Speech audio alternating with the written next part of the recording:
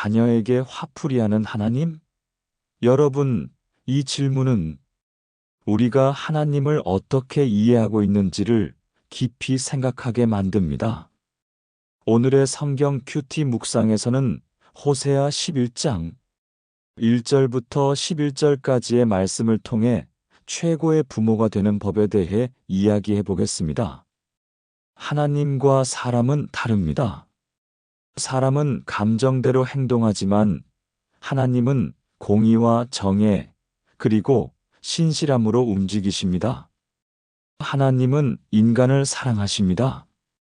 하지만 인간이 죄를 저지르면 하나님은 그만큼 고통스러워 하십니다. 물론 이것은 신인 동형동 성적 표현일 수 있습니다. 우리가 하나님을 부모로 비유할 때 그 사랑의 깊이를 이해해야 합니다. 인간은 하나님이 보여주신 이러한 모습을 배워야 합니다.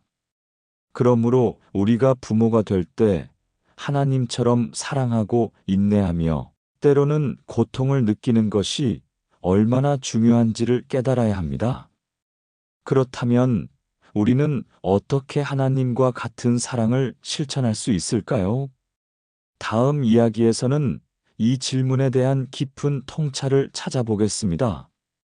여러분이 예상하지 못한 새로운 진리가 그곳에 숨어 있습니다. 물론 어렵고도 힘들 것입니다. 하지만 분명히 우리에게 하나님을 닮으라고 하셨습니다. 여러분, 우리는 하나님의 형상을 지니고 있습니다. 그래서 하나님을 보고 닮아가는 것은 충분히 가능하다는 사실을 잊지 마세요. 오늘 말씀을 보면서 마치 자녀를 대하는 부모의 모습을 보여주는 것 같습니다. 그러나 인간적 부모의 모습과는 다릅니다. 이 말씀을 통해 어떤 부모들은 자녀에게 화를 내는 것을 당연시하는 경향이 있습니다. 하지만 이것은 하나님을 닮은 것이 아니라 동물적인 모습입니다. 감정을 그대로 표출하는 것은 교육이 아닙니다. 하나님은 공의와 사랑으로 우리를 대하십니다. 그분의 사랑은 감정을 초월하여 항상 우리를 위한 최선의 선택을 하십니다. 부모로서 우리가 가져야 할 태도는 자녀에게 사랑을 베풀고 인내를 갖는 것입니다. 우리는 하나님처럼 자녀를 대하고 그들에게 필요한 가르침을 줄 수 있어야 합니다. 그렇다면 우리는 어떻게 하나님을 닮아갈 수 있을까요? 다음 이야기에서는 이 질문에 대한 더 깊은 통찰을 찾아보겠습니다. 여러분이 상상하지 못했던 새로운 사실이 그곳에 숨어 있습니다.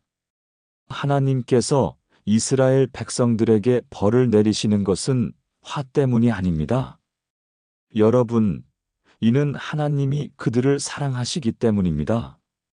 하나님은 벌을 내리시면서도 화를 내거나 풀려고 하시는 것이 아닙니다. 오히려 온전히 백성들을 올바른 길로 이끌기 위한 방법으로 벌을 내리시는 것입니다.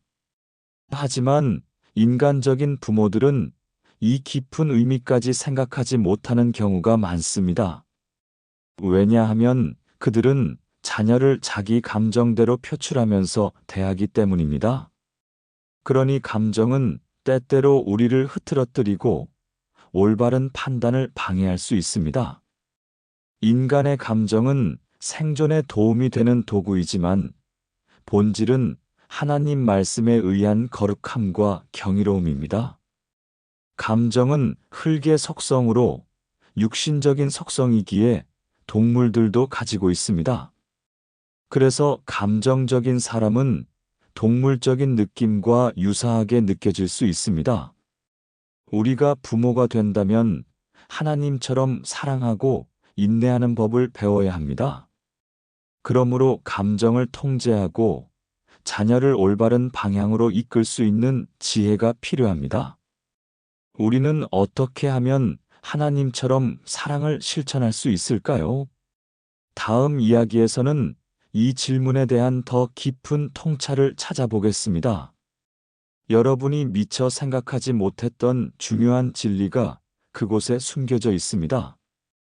어떤 사람들은 감정을 가장 중요하게 여깁니다. 여러분, 감정에 민감하게 반응하는 것이 좋을 수도 있지만, 심하면 감정에 치우치거나 지배당하며 사는 경우가 많습니다. 이런 사람들은 현실에서 실수를 하거나 문제가 발생하기 쉽습니다. 예를 들어, 어떤 부모는 자녀에게 화풀이를 해놓고는 자기가 사랑해서 그랬다고 말합니다. 하지만 그 뒤에는 후회와 자책이 가득합니다. 결국 그 행동이 자기 위안에 불과하다는 것을 인식하지 못하는 것입니다. 더 심한 경우는 자녀가 힘들고 고통스러워하는 것에 대해 아무런 공감을 하지 못하는 상황이 발생합니다. 이런 사람은 심리적인 결핍으로 인해 정서적인 문제가 있는 경우가 많습니다. 만약 이런 사람이 부모가 된다면 자녀의 정서가 건강하지 못할 가능성이 높습니다. 자녀는 부모의 감정적인 불안정성을 그대로 물려받게 되고, 이는 결국 자녀의 삶에도 부정적인 영향을 미칠 수 있습니다. 그러므로 우리는 부모로서 감정을 잘 다스리는 법을 배워야 합니다. 하나님이 보여주신 사랑과 인내를 통해 자녀에게 긍정적인 영향을 줄 수 있어야 합니다. 그렇다면 우리는 어떻게 하면 이러한 건강한 감정을 키울 수 있을까요? 다음 이야기에서는 이 질문에 대한 심도 깊은 해답을 찾아보겠습니다.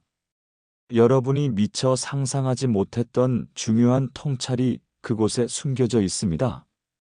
자녀가 스스로 하나님 말씀으로 건강하게 발전한다면 이는 상당히 운이 좋은 것으로 하나님의 축복이라고 할 수 있습니다. 그럼에도 불구하고 우리는 하나님을 닮기 위해서 계속해서 노력해야 합니다. 이는 부모가 되기 위한 최고의 노력일 뿐만 아니라 인간이 살아가면서 진정한 성인 어른이 되기 위한 필수적인 과정입니다. 하나님은 끝까지 이스라엘을 돌아오라고 하십니다. 신실한 사랑으로 자녀를 바라보시는 그 마음, 우리도 이렇게 해야 합니다. 자녀뿐만 아니라 주변 사람들을 볼 때도 하나님을 닮은 마음으로 노력해야 할 것입니다. 이제 오늘 말씀을 정리하면서 기도로 마무리하겠습니다.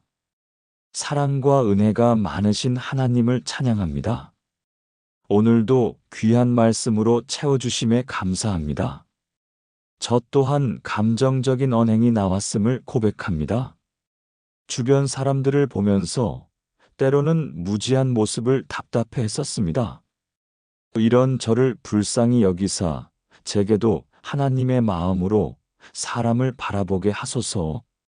하나님을 모르고 자기 감정에 빠져 사는 이들이 하나님을 바라보기를 간절히 원합니다. 감정과 다투고 싸우기보다 하나님을 향하는 마음으로 거듭나게 하시옵소서. 그로 인해 인간적인 유약함과 육신적인 감정을 초월한 존재로 거듭나게 하시옵소서. 우리가 하나님을 닮아 거룩한 존재로 거듭나기를 간절히 바라고 원합니다. 이 세상에 하나님의 말씀을 실천하는 공동체가 가득하게 하시옵소서. 오늘도 우리의 기도를 들어주셔서 감사합니다. 아멘. 하나님은 최고의 부모의 모델로서 우리의 감정적 반응을 넘어 사랑과 인내를 보여주신다는 것이 오늘의 성경 묵상의 핵심이야. 우리가 하나님을 부모로 비유할 때 그 사랑의 의미를 깊이 이해해야 하며 우리도 그렇게 사랑하고 인내해야 해. 하나님은 사랑으로 인해 벌을 내리시지만 인간은 종종 감정을 표출하고 자녀에게 화풀이를 하면서 잘못된 태도를 보이곤 해. 부모가 하나님을 닮아 사랑과 인내를 바탕으로 자녀를 대해야 하며 그렇지 않으면 자녀의 정서적 문제가 발생할 수 있어. 결국 하나님을 닮아가려는 노력은 부모로서 뿐만 아니라 모든 성인이 되는데 필요한 과정이라는 점도 잊지 마세요.